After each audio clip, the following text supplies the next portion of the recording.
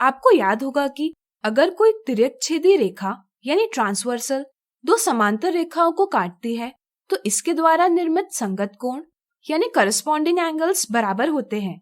एकांतर अंतः कोण यानी अल्टरनेट इंटीरियर एंगल्स बराबर होते हैं और तिर्यकछेदी रेखा के एक ही तरफ बने अंतः कोणों के युग्म संपूरक यानी सप्लीमेंट्री होते हैं, यानी कि इनका योग 180 डिग्री होता है।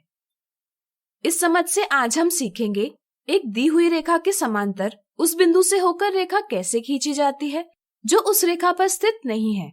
चलिए इसे एक गतिविधि से समझें। पहले हम कागज की शीट लेकर इसे लंबाई की ओर मोड़ेंगे और मोड़ का निशान बनाएंगे।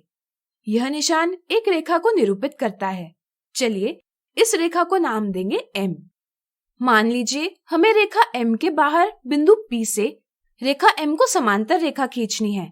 अब हम कागज को चौड़ाई की ओर इस तरह मोड़ेंगे जिससे कि मोड़ का निशान बिंदु P से होकर जाए और रेखा M का लंब हो, यानी कि 90 डिग्री का कोण बनाता हो। मान लीजिए यह निशान रेखा N को निरूपित करता है और रेखा N रेखा M को बिंदु Q पर प्रतिच्छेद करती है। इस तरह या हम कह सकते हैं कि रेखा N रेखा M पर लंब है। अब हम कागज की लंबाई को इस तरह मोड़ेंगे कि मोड़ का निशान P से होकर जाए और रेखा N का लंब हो। मान लीजिए यह निशान L को निरूपित करता है। इस तरह से हम कह सकते हैं कि L N पर लंब है। अब यहाँ L M पर लंब है और N M पर लंब है, तो क्या हम कह सकते हैं कि L और M समांतर है? सोचिए। बिल्कुल सही, क्योंकि दोनों रेखाएं एक ही रेखा पर लंब है। इसका अर्थ है कि उनके संगत कोण Q और कोण P बराबर है, जिनका माप है 90 डिग्री।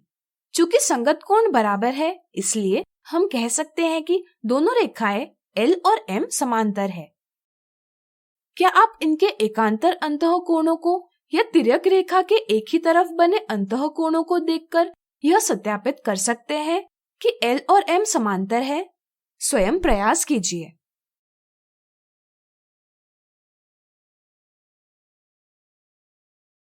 हम ज्यामिति की सहायता से भी एक दी हुई रेखा के समांतर उस बिंदु से होकर रेखा खींच सकते हैं जो उस रेखा पर स्थित नहीं है। चलिए इसे रूलर और प्रकार द्वारा रचना करते हुए समझें। पहला चरण, हम रूलर की सहायता से एक सीधी रेखा M खींचेंगे।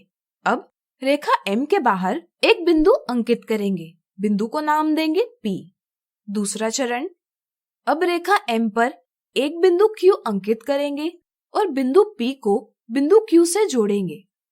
चरण 3 में हम प्रकार के नुकीले सिरे को बिंदु Q पर स्थापित कर, यानी कि बिंदु Q को केंद्र मानकर एक सुविधाजनक त्रिज्या लेकर एक चाप खींचेंगे। चाप रेखा M को बिंदु R पर प्रतिच्छेद करता है और रेखाखंड PQ को बिंदु S पर प्रतिच्छेद करता है। चौथा चरण, इसके बाद हम प्रकार के फैलाव में बिना कोई परिवर्तन किए बिंदु P को केंद्र मानकर एक चाप TU खींचेंगे जो रेखाखंड PQ को बिंदु V पर प्रतिच्छेद करता है। पांचवा चरण, अब प्रकार के नुकीले सिरे को बिंदु R पर स्थापित करेंगे और प्रकार के फैलाव को इस तरह समायोजित यानी एडजस्ट करेंगे जैसे कि पेंसिल की नोक बिंदु S पर रहे।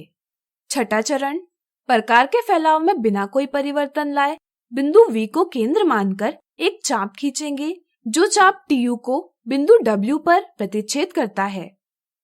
सातवां चरण, इसके बाद बिंदु P और बिंदु W को जोड़ेंगे और रेखा L खींचेंगे। हम देख सकते हैं कि कोण PQR और कोण QPW एकांतर अंतः कोण हैं एवं वे बराबर हैं। आपको याद होगा कि एकांतर अंतः कोण परस्पर बराबर केवल उस स्थिति में होते हैं जब वे दो समांतर रेखाओं को काटने वाली तिर्यकछेदी रेखा द्वारा निर्मित होते हैं। इसलिए हम ये कह सकते हैं कि यह रेखा L रेखा M की एक समांतर रेखा है, यानी कि L और M समांतर है।